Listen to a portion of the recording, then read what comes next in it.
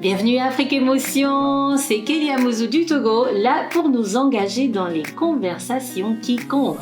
Ma conversation aujourd'hui est avec un frère. Oui, je vous ai dit que j'ai des hommes dans cette saison. Cette émission n'est pas que pour les femmes. Il s'appelle Atassé Humbeke. Il est d'origine togolaise et a une petite fille de 6 ans dont il a la garde totale. Oui, vous m'avez bien entendu. Bonjour Atassé, bienvenue à Afrique Émotion. Bonjour Kelly. Comment vous allez? Merci pour votre disponibilité Atassé. Je vais très bien, merci à toi aussi. Merci, c'est super. Alors, je vais tout droit au but. C'est rare que nous entendions les histoires des hommes, surtout des hommes qui éduquent seuls leurs enfants. Et j'aimerais que vous nous racontiez un peu comment ça s'est passé. Qu'est-ce qui s'est passé jusqu'à ce que vous en soyez là aujourd'hui? Comment l'avez-vous vécu? Plus spécifiquement, vous étiez avec la mère de votre fille, qui, je le disais, a 6 ans aujourd'hui. Vous étiez avec la mère de votre fille pendant au moins 3 ans, avant que votre fille ne soit conçue. Et c'est au moment que la grossesse est arrivée que tout a changé. Est-ce que vous pouvez nous raconter un peu qu'est-ce qui s'est passé et surtout comment les choses se sont terminées à là où vous en êtes aujourd'hui, où vous êtes entièrement, vous avez la garde totale et légale de votre fille? Merci Kelly pour ta question. Je peux dire très bref que c'est bien 3 mois avant la conception de ma fille que mon beau-père, il a commencé par me mettre des bâtons dans les roues parce qu'il me demandait certains documents liés à ma profession que je ne pouvais pas lui fournir. Donc, je voyais que ça allait vraiment avoir des répercussions sur mon emploi. Donc, je ne l'ai pas fait. C'est en ce moment qu'il y avait vraiment la guerre qui a commencé entre nous. Et en ce temps, je dirais ma femme, en ce temps, elle ne comprenait pas. Et elle était toujours avec son papa. Et malheureusement, l'enfant est déjà conçu. Donc, je ne pouvais pas la laisser comme ça. J'ai pris mes responsabilités, pensant que peut-être ça va changer. Mais le papa était toujours sur sa position, donc ça dégénérait beaucoup plus. J'ai beaucoup tenté de résoudre le problème jusqu'à ce que je suis allé vers mon beau-père même pour faire semblant comme si c'est moi qui avais tort. Je lui ai demandé des excuses. J'ai appelé ma famille. On est allé vers lui pour lui présenter les excuses que c'est ça la jeunesse, que peut-être j'étais encore très jeune, pas mature. Donc c'est pourquoi j'ai posé les actes là, pour pouvoir comprendre peut-être qu'il voulait du mal de moi. J'ai cru comprendre que peut-être lui aussi l'a compris et on partait sur de bonnes bases, mais c'était pas vraiment ça. Il était toujours sur sa décision. J'ai voulu reprendre les relations avec la maman de ma fille, mais ça n'allait toujours pas. Il a demandé 3 fois de suite à sa fille de prendre ses affaires de chez moi pour rentrer à la maison, ce que sa fille aussi a fait. Et les 3 fois de suite, je suis allé encore vers la belle famille pour la reprendre en fait. Wow. Mais après tout, c'est sans suite. Donc, je me suis dit, je me bats contre quelque chose que je ne pouvais pas. Ce n'est pas mon destin. Donc, il va, comme on le dit, arriver un moment, il faut lâcher la prise. C'est ça. Donc, c'est ce que j'ai dû faire. Bon, je laisse, je verrai comment la vie serait destinée en fait. Oh, waouh, c'est profond ça. Vous savez, d'habitude en Afrique, bon, quand il y a séparation entre un homme et une femme, automatiquement, c'est l'homme qui a fait quelque chose. Et c'est là où j'apprécie votre histoire parce que vous nous donnez l'exemple palpable d'un homme qui a fait vraiment de son mieux pour maintenir sa famille ensemble. Mais là, comme vous le disiez, vous faisiez face à des forces beaucoup plus fortes que vous. Vous ne saviez pas exactement, même pas pourquoi le papa ne vous aimait pas. En bref, si on va dire ça comme ça. Et vous avez donc dû laisser aller. Mais ça nous éduque aussi. C'est une des choses que je souhaite que nous fassions ici, à Afrique Émotion, que nous nous rendions compte que c'est pas tout le temps la faute de tel ou de tel automatiquement comme nous le décidons dans une société. D'accord? Moi, j'ai vraiment foi en le fait que nous avons des hommes africains qui sont des hommes bons. Oui, vous m'avez bien entendu. Nous avons des hommes bons, mais nous ne les encourageons pas. Ou bien à tasser. Merci beaucoup. Déjà, c'est des encouragements que tu me donnes, ça. Oui, et pour rappeler aussi à mes sœurs que nous devons changer un peu notre façon de voir nos hommes. Alors, et donc comme ça, vous vous êtes séparés. Et les allers-retours, c'était avant la naissance, bon, je vais dire, après la naissance de l'enfant, jusqu'à quel âge la maman est partie définitivement avec l'enfant et comment quelles sont les choses qui se sont passées pour que maintenant, aujourd'hui, vous vous ayez la garde totale de votre fille. Et depuis combien de temps vous êtes seul avec elle? Merci pour la question. Je peux te dire déjà que à l'âge de 6 mois, ma fille vivait déjà avec sa mère, qui était à la belle famille.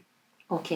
Parce que, si je peux dire en ce moment même, il y avait une conversation entre mon beau-père d'antan avec ma mère, dans laquelle mon beau-père disait même que il en veut vraiment de moi, sans savoir que ma mère avait écouté ce qu'il disait, parce qu'il croyait qu'il avait raccroché le téléphone en fait.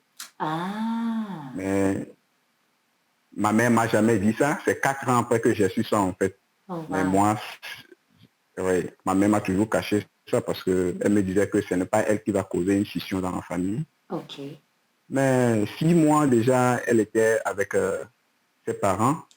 Mais avec les problèmes, moi je me disais, il faut retirer ma fille et bien avec sa mère dans la situation là.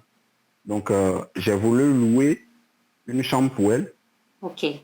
Pour pouvoir la sortir de la situation parce que je me dis, comme je ne suis pas en de bon temps avec ses parents aussi, on ne peut plus rester ensemble en fait. Ok. Mais je me dois prendre mes responsabilités, donc je me dis, il faut louer un local pour elle. Ah, pour la mère et pour ta fille. Pardon, pour la mère et votre fille. Pour la mère, ma fille. Ok. Voilà.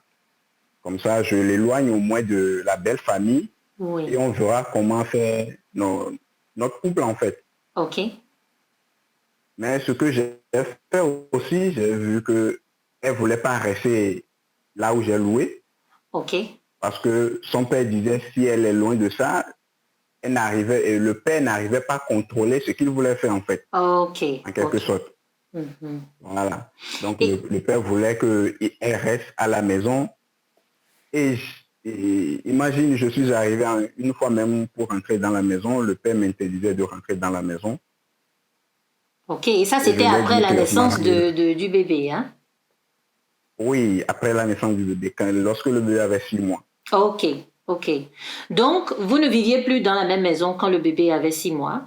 Et à quel moment le bébé est venu rester avec vous? Voilà.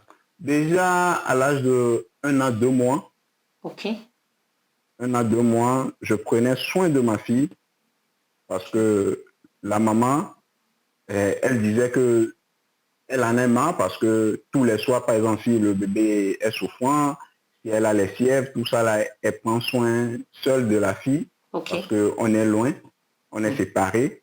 Donc, elle ne pouvait pas. Donc, il faut que moi aussi, je prenne mes responsabilités. Donc, à 1 an, 2 mois, je prenais la fille, mais je me disais que elle est très jeune. 1 an, 2 mois, prendre soin de ma fille, ce n'est pas bien. Si je peux la garder un moment avec ma mère.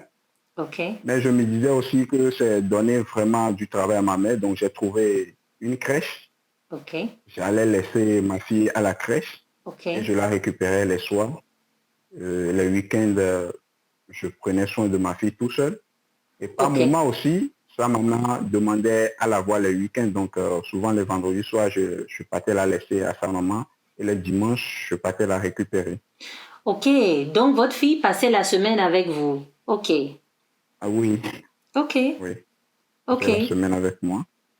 Et mais il faut pendant... dire que lorsqu'elle avait 2 ans, 2 ans, 2 ans, quelques mois, Oui. il y a mes frères qui étaient descendus à Lomé et puis me disaient de faire tout possible pour rapprocher la famille, pour pas OK. qu'on se disperse comme ça, parce que la fille était très jeune. On Oui. peut encore sauver notre relation. Oui. Et c'est par là, j'ai fait tout possible. J'ai abandonné le local que j'avais loué avant. OK. Donc là, j'ai loué un local maintenant pour nous deux, OK. qu'on puisse rester ensemble. OK. Mais il faut dire que, puisque j'avais toujours peur de la relation, je dormais par terre même. J'ai des photos, si vous voulez, après, je peux vous envoyer. Wow. Je dormais par terre et je laissais sa maman dormir sur le lit. Et OK. très souvent, l'enfant descendait du lit pour venir dormir avec moi par terre. Oui. Mais dans tout ça, là, ça n'allait toujours pas. OK. Et c'est en ce moment, la troisième fois, que son papa lui a demandé encore de ramasser ses affaires de chez moi pour venir à la maison. Que je lui disais que non, moi, je ne pouvais pas la laisser partir comme ça, surtout qu'il y a notre enfant qui devait commencer la maternelle aussi. Je ne pouvais plus la laisser à la crèche. Mais à ma grande surprise, j'étais au boulot un matin comme ça, et puis elle est venue, elle a laissé l'enfant chez moi au bureau. Oh. Et j'ai aussi les photos quand la petite dormait sur mon bureau. Donc, si vous voulez, je peux encore vous donner ces photos aussi pour preuve. Wow. Donc, la fille était restée avec moi. Et donc, c'est à partir de ce moment que la fille est restée. Je donne son petit déjeuner. OK. OK. Et Oui, donc. oui, elle est restée encore avec moi. OK. Et la mère était partie. Et donc, présentement. Oui, la mère était partie. Donc, tous les samedis et tous les vendredis, comme je le faisais avant, j'allais lui donner la garde de la fille. Okay. Et je revenais récupérer ma fille les dimanches. OK. Jusqu'à, c'était en 2017, il y a un soir, décembre, j'étais allé pour récupérer la fille et la fille me disait que c'est comme ça que son grand-père, sa grand-mère et sa maman l'ont amené consulter les forces nocturnes quelque part. Parce qu'on passait même à l'endroit où ils étaient allés et la fille me montrait l'endroit, que c'est là où ils l'ont amené en fait. Wow. Donc du coup, je suis revenu. Non, excusez-moi, c'est pas dans la belle famille pour leur poser la question. Ah, ok, parce que j'allais demander pour nos auditeurs par force nocturne, qu'est-ce que vous voulez dire? Allez-y. Ils étaient partis consulter un charlatan en fait. Wow, oui, ça c'est un mot que nous connaissons tous. Wow, avec l'enfant, ok? Oui, avec l'enfant, parce que l'enfant m'a expliqué, quand ils étaient allés là-bas, il y a le charlatan qui a pris un coq pour mettre sur son corps et puis après ils ont fait des cérémonies et puis ils l'ont donné le cola pour manger en fait. Oh là là. Ok. Tout ce que ma fille m'a expliqué. Ok. Donc je suis revenu dans la belle famille pour leur poser la question. Donc au début ils voulaient nier et je leur disais que ma fille est là, je suis venu avec elle et j'ai posé la question à ma fille devant eux. Ils t'ont amené où? Et ma fille a tout répété devant eux que c'est ça en fait. Au début, elle avait peur, elle voulait même pleurer. Je lui ai dit de ne pas pleurer, de ne pas avoir peur, que je suis là, personne ne fera rien en fait. Et là, elle a parlé, elle a tout dit devant eux. Et c'est là où ils ne pouvaient plus nier. Ils ont avoué qu'ils ont effectivement amené la fille là-bas. Que c'est parce que la maman disait que la nuit, elle ne dormait pas très bien. Elle faisait... dans ses sommeils, elle faisait les sursauts. Okay. Donc, ils ont compris que ce sont les sorciers qui dérangeaient la fille. Et c'est pour cela qu'ils l'ont amené consulter le charlatan. Wow. Donc, c'est là où j'ai dit, vous ne pouvez pas amener ma fille quelque part sans me consulter. C'est ça. C'est ça. Après avoir parlé, je suis reparti avec l'enfant. Donc, le vendredi qui a suivi, je n'ai pas ramené l'enfant chez sa mère. Et c'est comme ça qu'elle est restée. La maman était partie. Oui, non, par là même, on n'a pas encore allé en justice avec ça. Elle est partie voir mon parrain pour lui dire que c'est comme ça. Eux-mêmes, ils ont amené l'enfant quelque part et après, j'ai ramené l'enfant et puis depuis là, je ne voulais plus ramener l'enfant même les vendredis. OK. mon parrain lui a dit de venir me voir et on va trouver un compromis. OK. Et mon parrain m'a appelé aussi que c'est comme ça, elle est venue vers lui et c'est le conseil que lui a donné de venir vers moi pour qu'on trouve un compromis. Uh-huh. Et elle n'est pas venue vers moi. Une semaine après, elle m'a appelé pour me demander si elle peut venir me voir au bureau. J'ai dit non, que je suis en train de travailler. Que le soir, je viendrai la voir. Mhm. Et j'étais allé, c'est là où elle m'a tendu la convocation pour me dire qu'elle me convoque à la justice. OK, pour la garde de l'enfant. Voilà. Ah, d'accord. Donc, Eh bien, c'est une histoire assez intéressante. Merci beaucoup de partager avec nous, Atas. Et ça n'a pas dû être évident du tout. Je suppose que ça s'est terminé. Bon, vous êtes allé en justice. On va pas rentrer dans tous les détails. Mais la justice a décidé que c'est vous qui garderiez l'enfant, contrairement peut-être à ce que la maman souhaitait. Et donc maintenant, l'enfant est avec vous et elle voit sa maman une fois par mois, c'est cela? oui, Ok, c'est la décision de la justice. ok, Une fois par mois, elle verra l'enfant. d'accord. Ah waouh, quelle histoire, Atta, c'est vraiment, j'imagine que ça n'a pas du tout dû être facile.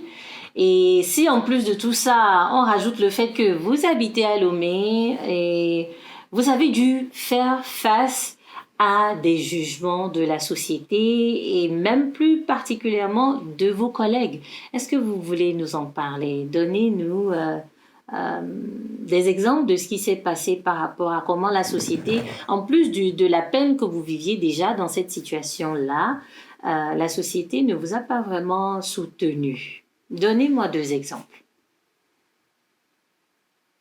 Ok, Kelly, c'est vrai.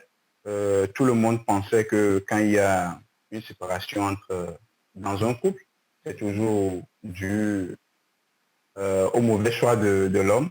C'est vrai que la plupart disaient que c'est parce qu'aujourd'hui, j'ai trouvé un bon emploi, je suis un peu à l'aise, je voulais convoiter d'autres femmes, que je voulais laisser la mère de ma fille. Wow. Et tout le monde me jugeait, même mes cousins, mes frères qui ne connaissaient même pas ce pourquoi il y avait ces disputes entre nous, Oui. me traînaient de tous les mots possibles. Oh là là. Et c'est vrai que les gens disaient même, toi avec déjà un enfant, bon, toi tu n'es plus dans notre société, des trucs comme ça. Wow. Et je peux le dire, j'ai mon propre frère qui ne comprenait pas parce que je ne voulais pas dire ce que le beau-père m'a fait réellement. Donc les gens me culpabilisaient en fait.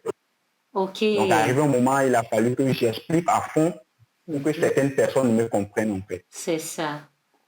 Wow. Ouais. Donc comme les gens disaient que déjà avec un enfant, moi, je ne suis pas dans la société. Moi, ce que je me disais, ma fille, c'est mon sang.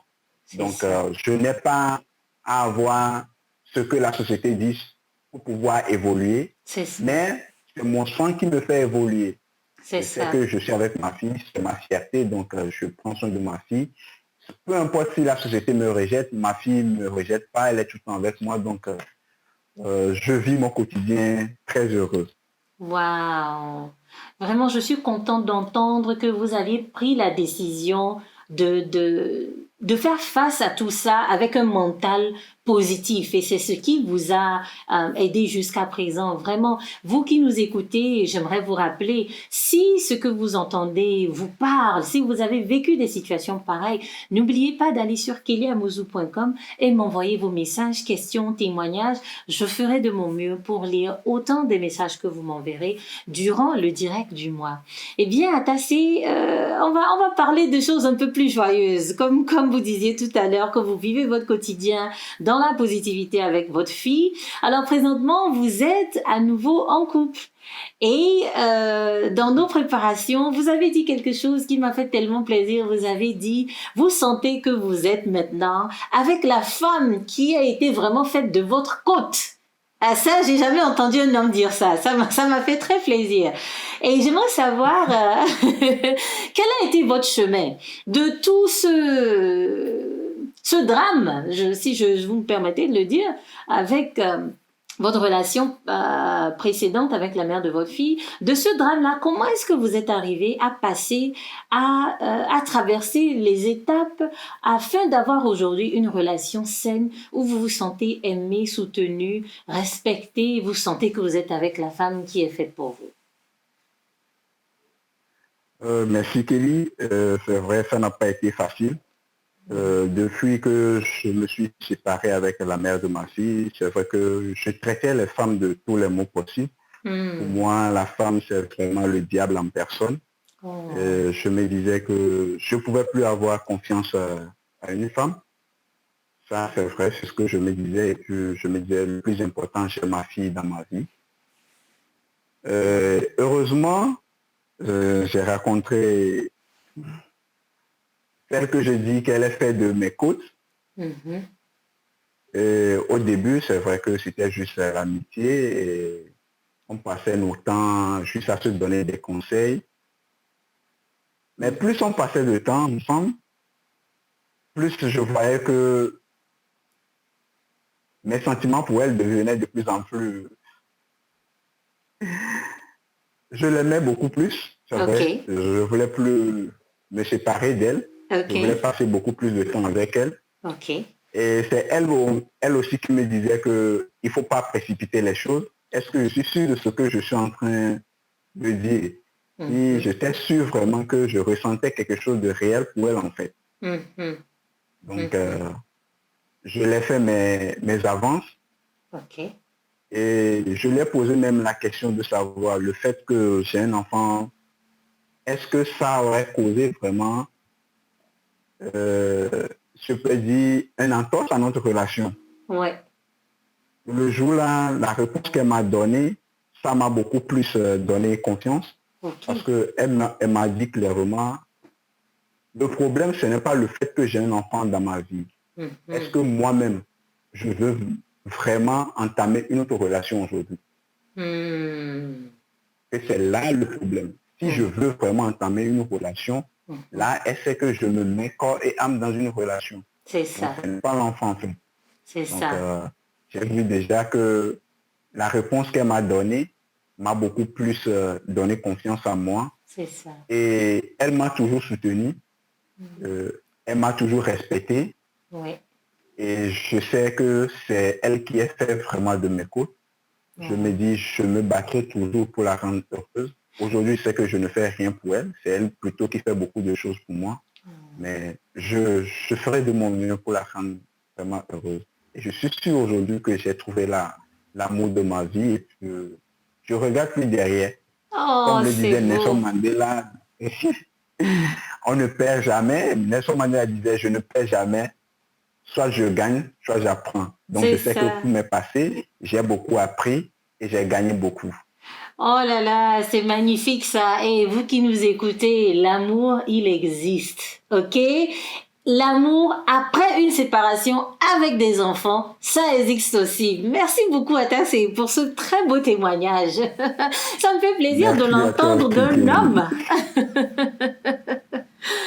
D'habitude, c'est les femmes, quand elles expriment leur amour, on dit, ah, elle est fantasme là-bas, c'est pas vrai, c'est pas possible. Vraiment, ça me fait plaisir d'entendre d'un homme africain qu'il a grandi, s'est transformé d'une situation qui aurait pu vraiment l'abattre et le mettre totalement au sol et qui s'est dit non, je vais me relever, je vais rester positif et je vais avancer jusqu'au point d'attirer de nouvelles expériences dans votre vie. Et c'est le message que nous essayons de faire passer à nos auditeurs à Afrique Émotion. Vraiment, merci beaucoup à Tassé. Et en parlant justement de leçons apprises, oui, en parlant justement de leçons apprises, nous allons terminer notre conversation avec les 2-3 leçons clés que vous avez apprises, que vous pouvez partager avec les gens dans la situation similaire que vous avez vécue. J'aimerais que vous parliez peut-être même un peu plus spécifiquement à nos frères, à nos hommes, parce que nous parlons beaucoup de quoi faire pour les femmes, mais personne ne parle de ce que vivent vraiment les hommes. Même ces hommes qui font de mauvais choix, moi je suis de l'école qui croit que c'est parce qu'il y a quelque chose qui manque. Qu'est-ce que vous pouvez dire à nos frères qui vivent une situation similaire à celle que vous avez vécue? En 2-3 mots. En deux, trois mots, je dirais tout simplement à mes frères hommes qui sont dans des situations pareilles que moi que le premier pas, c'est de savoir prendre ses responsabilités. Mhm. C'est de savoir prendre ses responsabilités. C'est vrai qu'il y a certains hommes, dès qu'ils sont dans de telles situations, ils font tout possible pour abandonner soit l'enfant à leur maman, à leur famille, ou soit à la femme. Mhm. Et eux, ils vont peut-être se retrouver ailleurs pour faire leur vie. Mais je Mhm. me dis, la meilleure des choses, c'est prendre ses responsabilités. Si vous pouvez vraiment faire de votre mieux pour garder votre enfant, pour prendre soin de votre enfant, ou bien même si l'enfant est avec sa femme et votre ex-femme, sa maman, vous pouvez toujours faire ce que vous pouvez faire de vos mieux, aller rendre visite à l'enfant et puis prendre soin de l'enfant comme cela se doit, en tant qu'un bon père de famille. Et ça va vous faire beaucoup avancer dans la C'est vie. bien.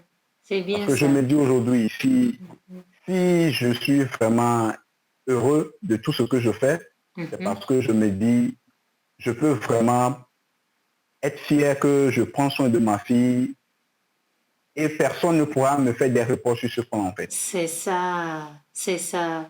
Ah oui, c'est Donc si je très... ne le faisais pas, je me sentirais vraiment agressé sur ce point. Mais C'est je me dis ça. aujourd'hui, je fais tout pour ma fille. C'est ça. Ah, c'est Il y a très des beau moments ça. que je demande même la permission au boulot pour pouvoir amener ma fille à l'hôpital, pour pouvoir passer des nuits à ses cheveux quand elle est malade. Donc Mhm. là, je me dis, Mhm. je prends mes responsabilités. C'est Donc ça. c'est la grande chose la chose la plus importante que je peux dire à mes frères hommes, c'est de Mhm. savoir prendre les responsabilités. Mhm. C'est la plus Mhm. importante. Hmm. Et sur le plan émotionnel, qu'est-ce que vous... Parce que les hommes africains ont malheureusement, et c'est une des choses sur lesquelles je souhaite que nous commencions à apprendre à parler. Nous éduquons nos hommes à dire, ah, l'homme ne pleure pas, il doit être dur, il doit être comme ça. Mais vous avez mal aussi. Vous souffrez aussi. Mais on dit non, c'est pas ok d'exprimer cette souffrance et malheureusement ça sort un jour ou l'autre et ça sort d'une façon qui n'est pas bien. Quel conseil vous pouvez donner à vos frères sur le plan émotionnel? Comment gérer tout ça?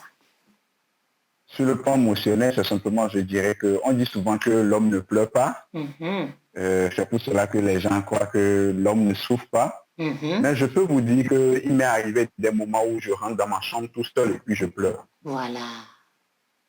Il m'est arrivé de pleurer et ma fille qui est à côté de moi, il y a très souvent, elle m'a dit, papa, t'inquiète, ne pleure pas, papa. Oh. Donc, elle m'a vu pleurer. Des fois, elle voit mes larmes très bien et puis je lui dis non, que c'est juste parce que j'ai mal aux yeux, parce que je porte des verres. Hmm. Mais tout petit, comme on dit, les enfants sont les dieux. Elle C'est comprend en ça. même temps ce qui m'arrive en fait. Bien sûr. Bien sûr. Donc, et c'est seulement essayer de surmonter nos émotions. Ça m'a toujours arrivé, mais je fais tout possible pour que ma fille ne comprenne pas que c'est vraiment cette situation qui fait que je suis dans l'état actuel en fait. Mhm. Donc j'arrive à surmonter juste mes émotions pour pouvoir Oui. encourager ma fille, mais Ok. c'est ça le plus important. Oui. C'est vrai que les hommes ne pleurent pas, donc on Non. ne pleure pas. Ça, par contre, je trouve que... Mais ça vous fait du bien quand vous avez pleuré. Si vous rappelez de ces moments où vous étiez seul, où vous êtes donné la permission de pleurer, ça vous a fait du bien. Il n'y a rien de mal à ce qu'un homme pleure. Oui, ça fait C'est du bien ça. parce que quand on C'est pleure ça. aussi, ça allège beaucoup plus C'est les ça. peines. Donc ça C'est fait du bien ça. aussi des fois de pleurer. Bien sûr. Ah, Ta, c'est vraiment merci beaucoup hein, pour ce partage si profond de votre histoire. Nous n'avions pas pu rentrer dans tous les détails parce que on ne peut raconter toute une vie en 20-25 minutes, n'est-ce pas? Mais, Oui, ça c'est vrai. mais vraiment, je vous remercie énormément d'avoir eu la gentillesse, je dirais même le courage, parce que souvent les hommes ont du mal à exprimer ce qui leur arrive. Le courage d'avoir partagé avec nous votre vérité, votre réalité de père célibataire, et aussi surtout cet espoir-là, cet exemple de la possibilité qu'il y a derrière ces événements-là, que une personne peut se transformer et changer sa vie et vivre une relation, une vie encore meilleure et que c'est pas la fin du monde quand on se retrouve parents seuls. On peut toujours continuer. C'est le message que j'aimerais faire passer ici à Afrique Émotion. Encore une fois, je vous le rappelle, si vous voulez nous envoyer vos pensées, questions et témoignages, allez sur kiliamouzou.com et envoyez-nous tout ce que vous avez à dire. Je ferai de mon mieux pour lire vos messages pendant le direct du mois. Atassé, c'était un très grand plaisir. Plaisir partagé, Kelly. Je te remercie beaucoup pour cette émission parce que c'est à travers cette émission que d'autres hommes aussi vont apprendre que réellement il y a des hommes qui vivent vraiment seuls avec les enfants. Et les femmes aussi vont comprendre que ce n'est pas eux seuls qui vivent avec des enfants, mais il y a des hommes et puis bon. Effectivement. C'est ça la vie. Eh oui. Eh bien, mes chers amis, restez connectés parce que vous comptez.